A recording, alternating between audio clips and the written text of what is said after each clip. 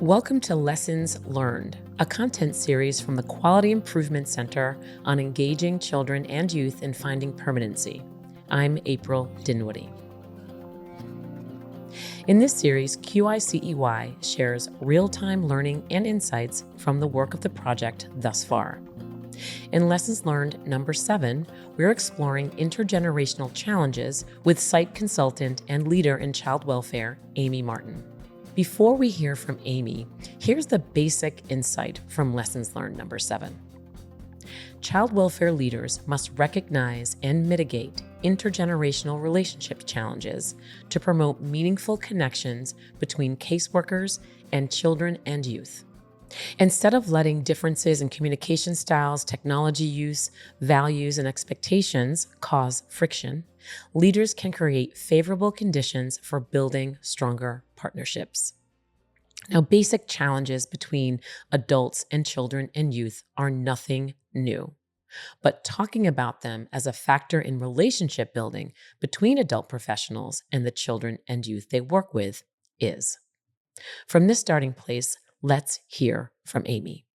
Intergenerational challenges most definitely exist because we're living in an ever-changing world. As a result, we have a tendency to see the world through our own lens, through our own background.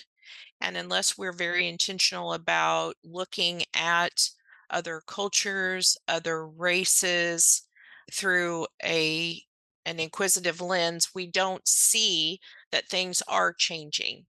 You have to get outside of your own box to be able to see where differences are. And the ability to look outside of that box and set the tone starts with child welfare leaders who are responsible for recognizing and mitigating intergenerational challenges holistically within their organizations, setting an example and expectations for their staff on how to bridge these generational gaps. Today, we'll focus specifically on the challenge of the professional adults building relationships with children and youth. Let's hear what Amy had to say about communication styles and the impact of these generational differences. Young people are not always comfortable with beginning with a face to face conversation.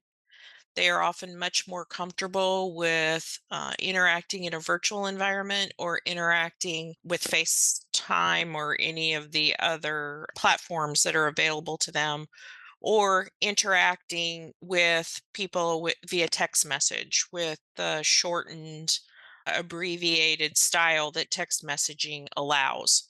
And staff have to be willing to engage those young people in the way that is most successful for them, and also in a way that allows them to build that relationship, so they may be willing then to move to the next level and have those more face-to-face conversations about deeper issues. The other thing, oftentimes a youth can lob out some information in one of those virtual environments that they don't feel as comfortable discussing face to face. And that gives them that opportunity to work through that information in that impersonal medium, so that they can again build that opportunity to have that conversation at a later date. This makes so much sense. And child welfare leaders can do a few things to mitigate these challenges. A combination of face to face meetings, phone calls, text, and social media can make children and youth feel more comfortable and understood. Professionals may need to be introduced to specific social media platforms that are relevant to children and youth, and some may wish to create work specific accounts. Another thing that professionals can do is really work on their active listening techniques. They can do experiential exercises and role playing scenarios where professionals are encouraged to do things like repeat back what they've heard to ensure clarity and show they are truly listening. Regardless of the communication method, this can help professionals adapt their communication styles and listening skills. And remember, it is the child welfare leader that helps set this tone. Now, it's one thing to have adults learn from other adults. But what about children and youth having something to teach professionals around them, particularly about technology? I wanted to hear from Amy on what she thought children and youth could teach professionals. If you can have that young person inform the case manager or staff person on what is the most comfortable way for them to communicate or interact. And maybe it's a medium that that staff person is not necessarily comfortable with. It does put that young person in a position of being the authority on that particular subject, and it gives them the opportunity to teach the staff person about that medium and gives them some power in the dynamic between the staff person and themselves, and gives them a leg up, if you will, in what they're able to teach those staff about their own world and how they interact in their world.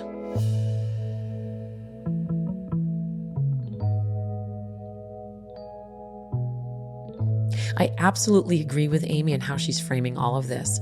Broadly speaking, we can think of younger generations and how they might be a little bit more open than older generations.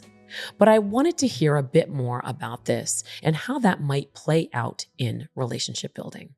I think your point is well taken that sometimes older generations can seem more risk averse and more rigid, but I don't think that we should always assume that to be true, because I think there's the ability to be flexible in whatever position you're in to ask those questions that will more inform you. And I think there are things that happen in our own life journey that lead us to a place where we want to be inquisitive.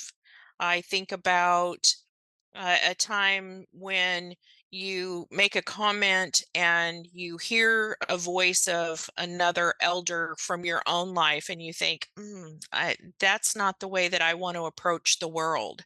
And I think we have to challenge ourselves all the time, and we have to be challenged by those who are supervising us or influencing our work to do that, to think about things in a little different way. And I think that's really where the challenge comes in. So, what Amy's talking about can also be about misaligned expectations and how that can impact relationship building, specifically with children and youth and the caseworkers that are working closely with them. So, I wanted to talk a little bit more about this with Amy. I think you have to be very clear with young people about what the absolutes are, and I think and once you're clear about what the absolutes are, they can see what all the possibilities are as well. And once they see what those possibilities are and they have someone who is willing to explore those possibilities with them and to garner their input and to have real conversations about what means the most to them, they can elicit the feedback that will help that young person be truly involved in case planning and permanency. We're talking about so many practical things here, and I wondered if Amy had observed or she could share with us a little bit more specifically how sometimes misaligned expectations play out in real time and what professionals can do about this. I think we have to always approach the case as the youth is the expert on their lives, and they have more information to share than we're ever going to know without asking the question and engaging them in that process. And so we can make assumptions about what we think is best for a young person. I've seen that play out where you believe that you know who the best relative is or who the best placement provider is. And that young person is thinking all along that you're going down the wrong trail for what's going to be in their best interest.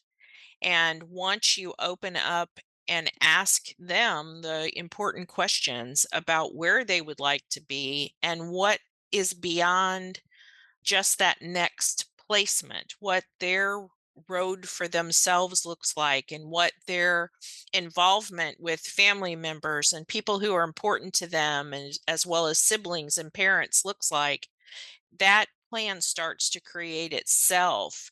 and often is very different than what your assumptions would have led you to. Another important aspect of intergenerational relationship building is the impact of cultural differences. Certainly, cultural awareness, curiosity, and humility is needed, and leaders must consider how different cultures and experiences play a part in forging relationships with children and youth. For instance, some cultures may prioritize indirect communication, while others are more direct. Also, some cultures may have views on aging that impact how children and youth interact with the people that are older than them. Now, before we close, I wanted to offer Amy some space to convey a message to child welfare leaders who are influencing the relationship building work between professionals in child welfare and children and youth, the ones that are working together to empower those youth to drive their own lives. Continue that curiosity and continue to be nimble in the way that you're approaching any project that you are going into.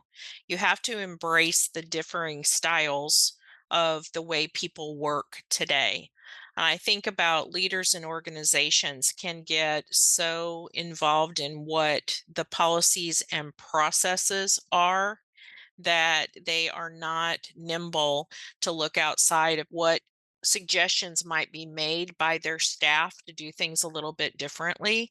And so they have to move themselves to an exploratory mode within their own organization about how things can be different and how challenges can be approached in a different way, and that will help to close that intergenerational gap, because people will become curious and excited about a different way of doing things over time. You're going to have folks that are going to resist at first, but as you start to build that excitement and anticipation for a different way of doing things, I think it can transform any organization.